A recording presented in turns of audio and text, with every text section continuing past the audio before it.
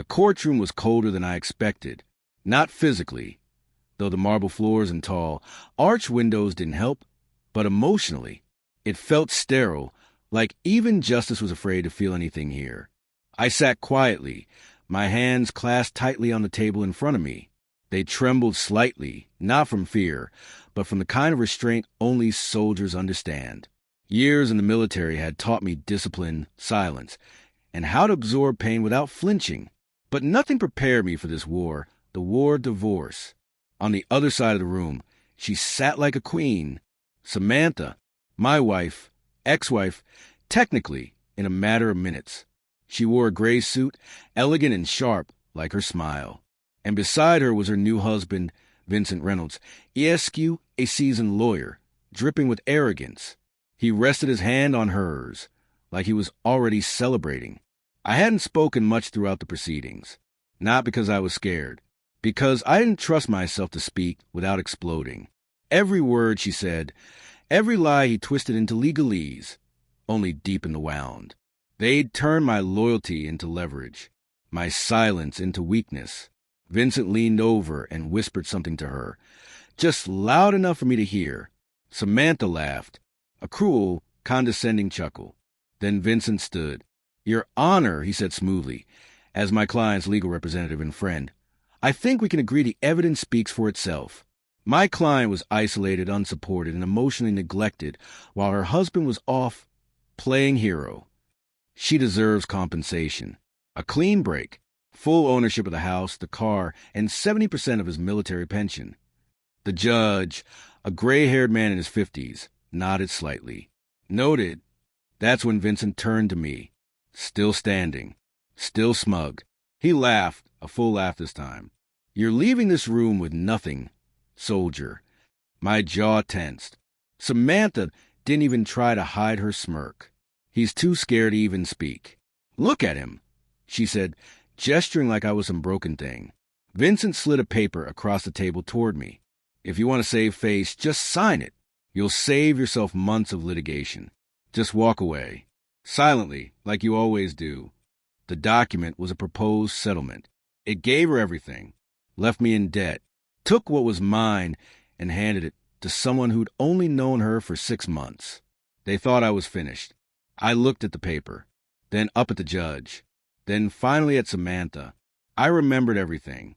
Every night I lay awake overseas, her voice in my ear, promising she'd wait. Every letter, every care package, the way she cried when I came home, only to grow colder each month, until one day she stopped pretending. I remember the day I caught them. She said it was a mistake, said he was just helping her understand her rights. Turns out he was helping himself to everything, starting with her. I reached into my coat pocket and pulled out a thin folder.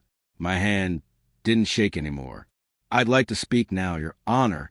Vincent chuckled. "Of course he does. Let him dig his own grave." The judge nodded, seemingly bored. "Go ahead." I stood slowly, placed the folder on the table, and slid it toward the bailiff. These are financial records, dated, notarized, and time-stamped. They show transfers of funds from our joint account to a private one, managed by Mr. Reynolds, 2 months before our separation. The room shifted. Samantha stiffened. Vincent's smile froze. I continued. "There's also surveillance footage. My home security system backs up everything to the cloud, including the night I returned home early from a training deployment.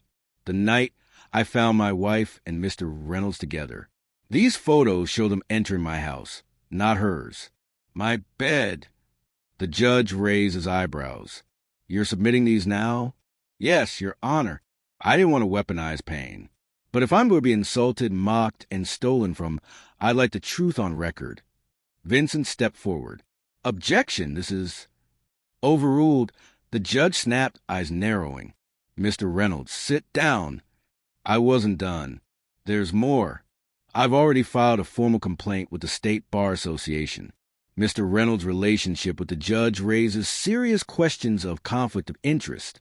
I've also spoken to a federal investigator regarding wire fraud and financial misconduct related to the transfers." The judge went pale. "You what?" "I'm a soldier, Your Honor. I swore to defend the Constitution. That includes the laws of this country, even when they're being broken in a courtroom. Vincent's face had gone from smug to ghost white. Samantha was silent. I turned back to the judge, quietly. I'm not asking for revenge, just fairness. There was a long pause, the kind that stretches because no one wants to speak first. Finally, the judge cleared his throat. Court will recess for review of this new evidence. All proceedings are suspended pending a formal investigation. He stood and left without another word. Samantha didn't look at me.